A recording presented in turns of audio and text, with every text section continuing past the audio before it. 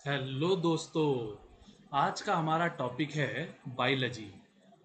Biology, वही biology जो हम पिछले कई सालों से पढ़ते आ रहे हैं।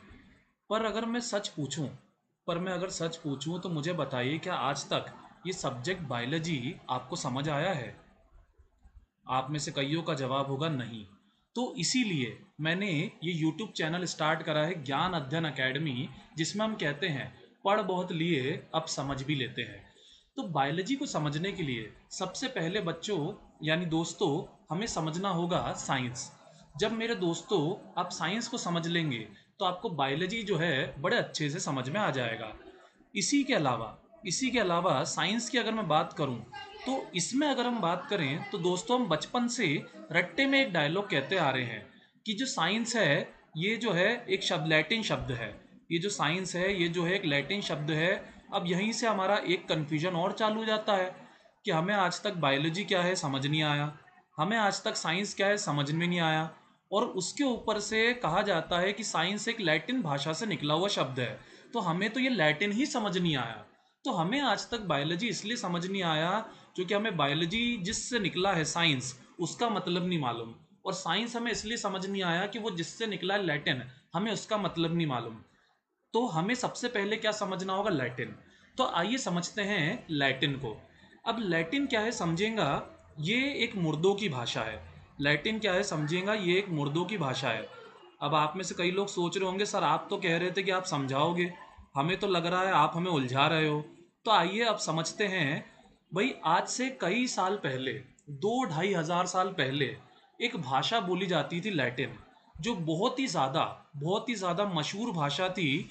और माना जाता था कि जिसे ये भाषा नहीं आती उसका क्या नहीं हुआ है, उसका विकास नहीं हुआ है, डेवलपमेंट नहीं हुआ, उसने कोई पढ़ाई लिखाई नहीं करी। आज की तारीख में अगर हम बात करें, इसी दर्जे का इसी दर्जे की भाषा किसको बोला जाता है? इंग्लिश को बोला जाता है। पर ये जो लैटिन है ये आज की तारीख में पूरी दुनिया से गायब हो गई है। इस भाषा का इस्तेमाल तो हम कई जगह करते हैं, जैसे ये साइंस में कर रहे हैं।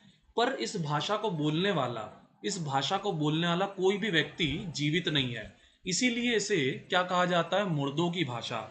और इस भाषा से ही हमारी भाषाएं निकली है। कौन सी? Portuguese, Spanish, French, Italian, Romanian. अब आप लोग सोचोगे ये सब क्या है? तो भाई समझो, बड़ी आसान भाषा में जो यूरोप का नक्शा है वहाँ पर हम बात करें तो ये वाला क्षेत्र जो है पोर्तुगीज और स्पेन का है। इसके पीछे फ्रांस है। इधर अपना ये इटली है फुटबॉल के पैर जैसा। और इधर एक देश है रोमानिया। तो ये जो पांचों देश हैं इनमें जो भाषाएं बोली जाती है वो असल में कहाँ से विकसित हुई है? लैटिन से ही विकसित हुई है। अब आप लोग कहोगे ये सब तो ठीक है, पर ये लैटिन भाषा बंद क्यों हो गई? भाई आज के ज़माने में हम साइंस में और कई जगह टर्मिनोलॉजी में इसका इस्तेमाल करते हैं, तो फिर ये भाषा कोई बोलता क्यों नहीं है? तो समझिए ये भाषा इसलिए नहीं बोली जाती क्योंकि ये बहुत टिपिकल है। ये बहुत ही टफ लैंग्वेज है जिसमें हर शब्द का एक सटीक मतलब है। पर भाषा इतनी जटिल है कि सीखने में हालत ख़राब हो जाती है। इसलिए इस भाषा को सीधे सीधे बोला नहीं जाता है। पर इस भाषा के शब्दों का आज भी टर्मिनोलॉजी के तौर पे इस्तेमाल किया जाता है, जैसे साइंटिया से निकाल के बनाया गया साइंस। अब इतना आपको समझ आ गया कि लैटिन क्या है और लैटिन जो है उससे साइंस कैसे निकला है। अब ये समझिए साइंस क्या होता है। अब इसको समझाने के लिए मैंने आपके लिए यहाँ पर एक फ़ोटो लगाई है। फ़ोटो में देखिए और सोचिए, ये व्यक्ति जो नज़र आ रहा है ये आपके अनुसार क्या है? बिल्कुल आप लोगों ने सही समझा, ये एक आदि मानव है। तो मुझे एक बात बताइए, आपकी आपकी अगर मैं बात करूं तो आप लोगों को अपने आसपास की सब चीज़ें पता है। भाई आप लोगों को पता है दिन क्यों होता है, आप लोगों को पता है भाई मौसम क्यों बदलते हैं, आप लोगों को पता है कि सूरज जो है वो पृथ्वी के चक्कर नहीं काट रहा है, पृथ्वी सूरज के चक्कर काट रही है। पर मुझे बताइए, क्या इस आदि मानव को क्या इस आदि मानव को ये सब पता था? बिल्कुल नहीं। इस आदि मानव को ये सब नहीं पता था। तो इसीलिए इसीलिए इसके अंदर क्या थी? जानने की इच्छा थी। इसीलिए इसके अंदर क्या थी? ये सब कुछ जानने की इच्छा थी। तो समझिए विज्ञान जो है हम तो सिर्फ क्या समझते हैं? कि विज्ञान क्या है, फिजिक्स केमिस्ट्री बायो है। हम तो सिर्फ क्या समझते हैं, विज्ञान क्या है, फिजिक्स केमिस्ट्री और बायो है। पर असल में ऐसा नहीं है। विज्ञान जो है वो फिजिक्स केमिस्ट्री बायो से कई गुना ऊपर है। किसी भी चीज़ को किसी भी चीज़ को जानने की इच्छा अपने आप में क्या है, विज्ञान है। किसी भी चीज़ को जानने की इच्छा अपने आप में क्या है, विज्ञान है। अब इस पर मुझे एक डायलॉग याद आ रहा है, वो आमिर खान का, अगर आपने सुना हो, पैंट की जिप से लेकर पेन की निप तक, या कहें पेन की निप से लेकर पैंट की जिप तक, हर चीज़ क्या है, मशीन है। तो उसी तरह से इस दुनिया में जो भी चीज़ें हैं उन सबको जानने की इच्छा क्या है, एक ज्ञान है। उन सबको जानने की इच्छा क्या है, एक ज्ञान है। ये एक तरह का विशेष ज्ञान है, और इस विशेष ज्ञान का अध्ययन क्या कहलाता है, विज्ञान कहलाता है। तो जब भी हम कोई भी ज्ञान लेते हैं तो वही क्या है, विज्ञान है। मैं समझता हूँ आप सबको विज्ञान की भाषा की परिभाषा क्लियर हो गई होगी। अब लेकिन एक चीज़ हमें आज तक समझ नहीं आई। हमने पिछले सालों में खूब रट्टा मारा, फिजिक्स केमिस्ट्री बायो, विज्ञान की 3 शाखाएं, फिजिक्स केमिस्ट्री बायो। पर मुझे बताइए, क्या आपको कभी ये सवाल नहीं आता मन में कि ये 3 ही क्यों शाखाएं हैं, एक आध चौथी या एक आध पांचवी शाखा क्यों नहीं बना दी? क्या इसके पीछे कोई वजह होगी? बिल्कुल मेरे दोस्तों, बिल्कुल इसके पीछे वजह है, और उसी वजह को हम आज के लेक्चर में आगे समझेंगे। तो समझिए, विज्ञान जो होता है, असल में विज्ञान की शाखाएं फिजिक्स केमिस्ट्री बायो कतई नहीं है। विज्ञान की शाखाएं फिजिक्स केमिस्ट्री बायो नहीं है। विज्ञान की असल में अगर हम बात करें शाखाओं की, तो अनगिनत शाखाएं हैं। जैसे अगर मैं बात करूं भूगर्भिक इतिहास, जियोलॉजिकल हिस्ट्री, इसको पढ़ने की अगर हम बात करें तो भूगर्भिक विज्ञान आ जाएगा, यानी कि पृथ्वी के अंदर की संरचना का विज्ञान। इसके अलावा अगर मैं एस्ट्रोनॉमिकल यूनिट्स की बात करूं, अगर मैं एस्ट्रोनॉमी को पढ़ने की बात करूं, अगर मैं क्या कहते हैं खगोलीय अध्ययन की बात करूं, चांद तारे इन सब को पढ़ने की बात करूं, तो ये भी एक तरह का क्या है, विज्ञान है। पर इन सब से हटके सबसे ज़रूरी विज्ञान क्या है, प्राकृतिक विज्ञान, नेचुरल साइंस। जिसमें अगर हम बात करें दो चीज़ें आती हैं, पहला आता है क्या, जीव, और दूसरा आता है क्या, अजीब। जीव और अजीब मैं समझता हूँ नाम से ही आप लोग समझ गए होंगे। जीव मतलब जो क्या हो, जीवित हो। जीव मतलब जो क्या हो, जीवित हो। और अजीब मतलब जो क्या ना हो, जो जीवित ना हो। अजीब मतलब जो जीवित ना हो। अब मुझे एक बात बताइए, सबसे पहले हम बात करते हैं अजीब की। अजीब मतलब होता है फिजिकल साइंस यानी कि अजीबों का विज्ञान। अब इसको समझिए, मुझे बताइए, क्या आपके मन में ये कभी सवाल आता है, ये सवाल आता है कि इंद्रधनुष जो है वो क्यों बनता है? क्या आपके मन में कभी ये सवाल आता है कि जो पानी है, पानी से बिजली कैसे बनती है? बिल्कुल आप सबके मन में ये सारे सवाल आते होंगे। या फिर हम बात करें दिन क्यों होता है, रात क्यों होती है? तो ये सब चीज़ें मेरे दोस्तों, ये जो आपके सामने घट रहा है, ये सब प्रकृति के द्वारा जो हो रहा है, यही क्या है, यही फिजिक्स है। यही प्राकृतिक विज्ञान की पहली शाखा, भौतिक विज्ञान के अंतर्गत क्या आ रहा है, फिजिक्स है। फिजिक्स में हम सीधी भाषा में क्या करते हैं, प्रकृति का अध्ययन करते हैं, स्टडी ऑफ नेचर करते हैं। फिजिक्स में हम क्या करते हैं, प्रकृति का अध्ययन करते हैं, स्टडी ऑफ नेचर करते हैं।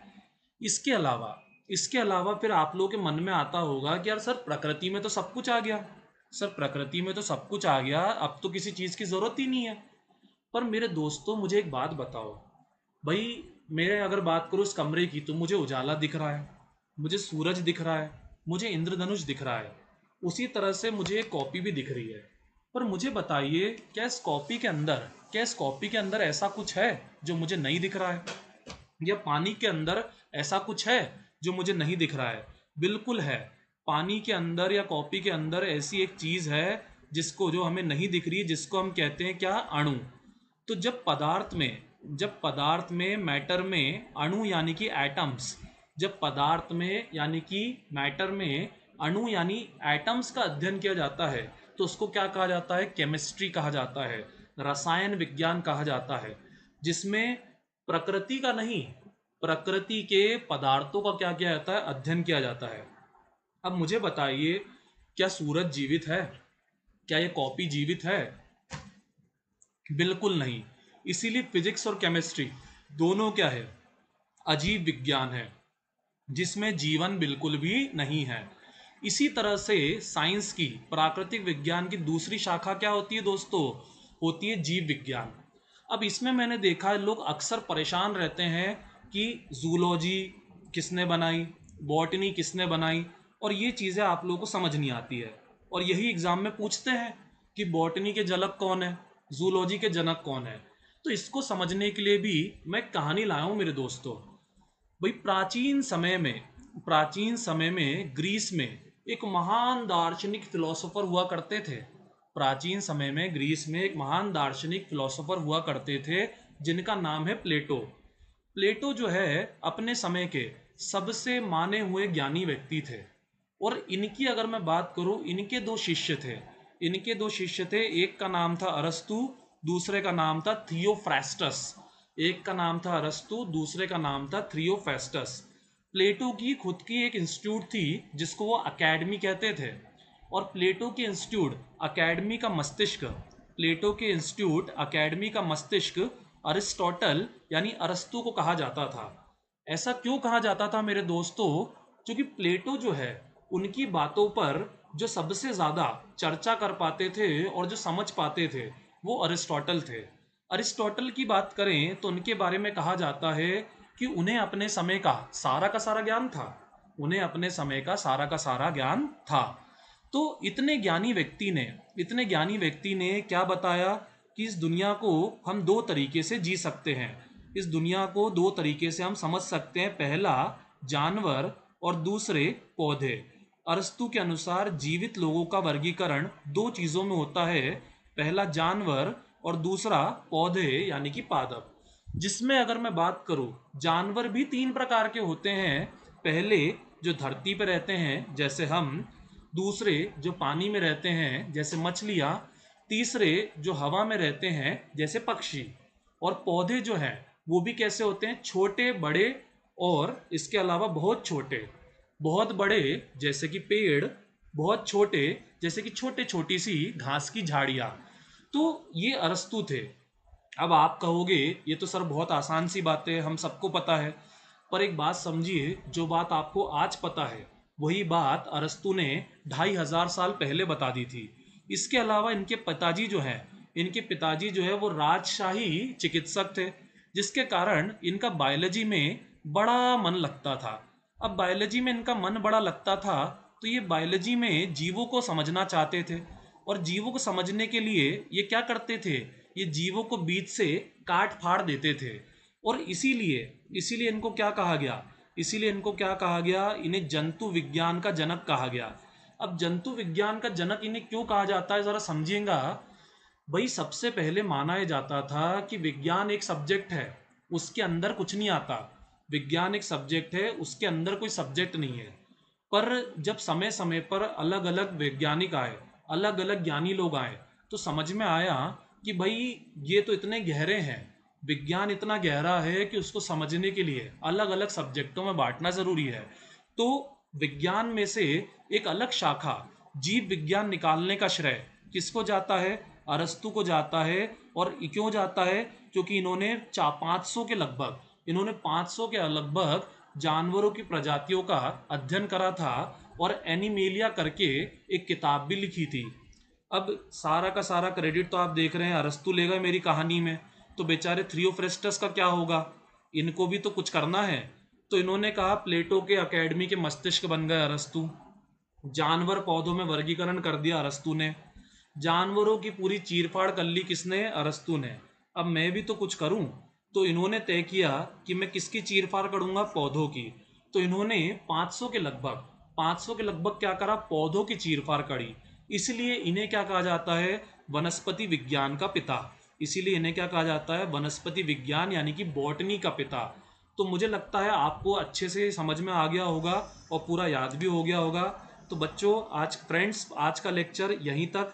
इसके आगे जो है हम आपसे बहुत जल्द अगले लेक्चर्स में मिलेंगे, जिसमें मैं इसी तरह से 10-10 मिनट के बेसिक क्लासेस डालूंगा, जिसमें वो सारी बातें रहेंगी जो आप सबको आज तक साइंस में समझने में दिक्कत आई है।